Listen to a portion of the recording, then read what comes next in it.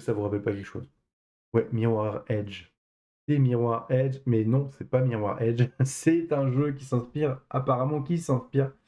de Mirror Edge. Alors oui, on peut dire qu'il s'inspire très, très, très fortement pour le coup. Après, j'ai envie de dire, Mirror Edge, il y a pas l'air d'avoir de suite, il y a rien de prévu par rapport, à Mirror Edge, là-dessus. Je me dis: «C'est vrai que c'est dommage que Mirror Edge, il y ait pas eu de suite intéressante, du moins en récent».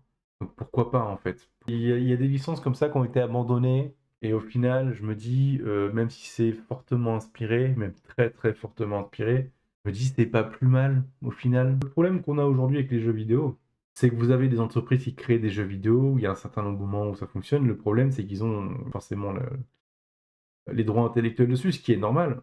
Le souci, c'est que vous prenez par exemple Anthem, c'est un jeu, il y aura peut-être jamais de reboot ou de suite. Il n'y en aura sûrement jamais. Non seulement vous pouvez plus jouer au jeu, original de base, si vous vouliez le découvrir ou si, vous aimiez le jeu, parce qu'il y a encore des gens qui jouent au jeu, oui, et moi j'aurais voulu retourner dessus de temps en temps. Mais c'est surtout que le gameplay était incroyable. Le gameplay était vraiment génial, comme là le gameplay de Mirror Edge était vraiment aussi incroyable et du coup, c'est vrai que c'est dommage de voir ce genre de choses mourir pour des histoires de droits intellectuels d'entreprises qui de toute façon n'exploiteront plus, en fait, ce genre de choses. Il faut protéger les licences, il faut protéger les gens qui, créent des choses, mais dans un autre sens, si c'est pour laisser mourir des choses qui font intégralement partie de notre culture du divertissement, je suis pas pour non plus, en fait. Surtout que là, on parle de gameplay qui est super intéressant. Le gameplay de Mirror Edge est quand même assez intéressant et très fun. Le fait, c'est que, bah, si on fait à chaque fois comme avec Palworld et puis, Pokémon, du coup, on retrouvera jamais de jeu, en fait. On va jamais retrouver des jeux avec un gameplay cool.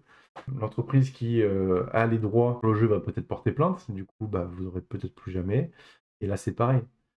Donc pourquoi pas?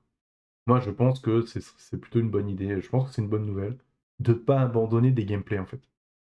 Mais bon, voilà, après c'est un débat. Que vous êtes pour protéger, un gameplay, pour faire en sorte que les gens, d'autres développeurs ou d'autres entreprises puissent, utiliser un gameplay, hein. Je parle pas de trucs, histoire, environnement, DA, tout ça.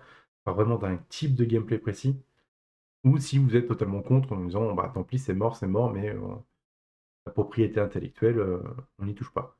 Mais du coup, voilà, du coup, on a ce jeu, Timeline. On verra bien, on verra bien.